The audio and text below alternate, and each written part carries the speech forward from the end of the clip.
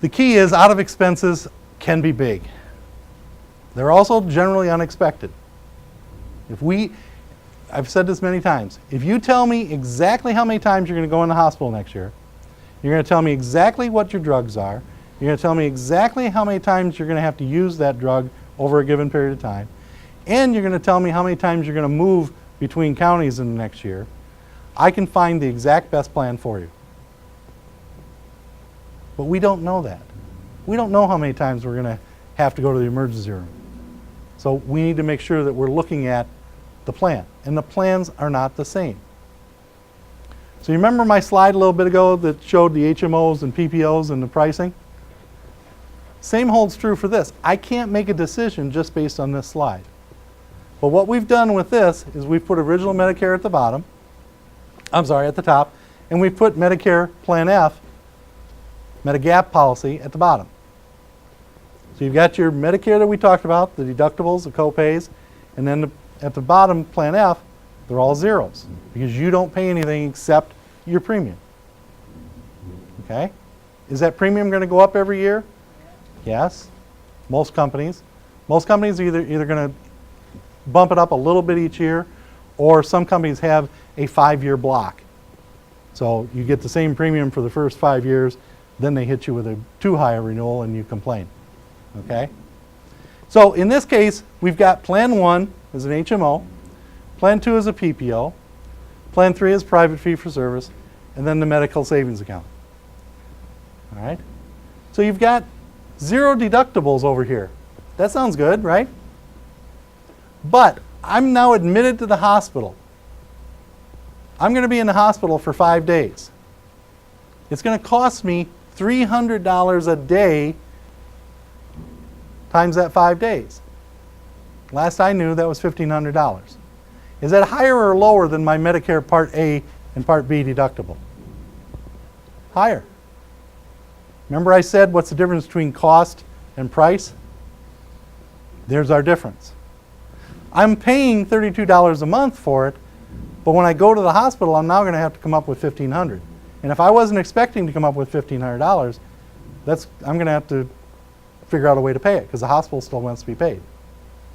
Well, okay, I'm not going to the hospital. I'm just going to have an outpatient surgery. Well, okay, 20% for the visit, or $300 for the visit. Depends on which plan you want, HMO or PPO. What do I want to spend? But again, I'm spending money. What am I doing in Plan F? I'm just letting the insurance company take care of it. Okay? Are you paying more for it on a per month basis? Sure. Okay? And I'm not disagreeing with that. Plan? Correct. Correct. It's also a peace of mind part. It's a budgeting part. Okay? You know, somebody turning 65 can get, even with the increase in the Part B, because remember you pay Part B to the government no matter what, right? So you get that $135, you got $167 for Part F, and you got $25 to $30 for a prescription drug plan. You're roughly $300 a month compared to your individual plan on the marketplace at $1,500 a month or $1,000 a month. Okay? That's what you're trying to compare. So you have to look at the whole picture. What's our premium? You know, are my drugs on a formulary? What am I going to have to do if I have to use this? The problem with those Humana commercials that say it's a 0 premium in most places is they're not telling you the rest of the story. They want to talk about, you know, silver sneakers and yes, it has some dental coverage, but again, it's very limited dental coverage. It's very limited vision coverage. So think about it. The insurance coverage from your current or former employer, you may not want to get out because you can't get back. Medicare and Medicaid savings programs. If you're eligible for Medicaid, the government's going to help walk you through this. Are my hospitals and doctors in my network? I had a lady a few years ago literally crying in one of these meetings because she had spent the last year, every time she wanted to go to the doctor, she had to drive an hour because she had nobody in her network. Nobody local was in her network. And she didn't know it when she bought it. She bought it because there was a 0 premium. And she admitted that. Okay? Plan B premium has to be paid no matter which road I go down. I harp on that because that's a question that comes up over and over again.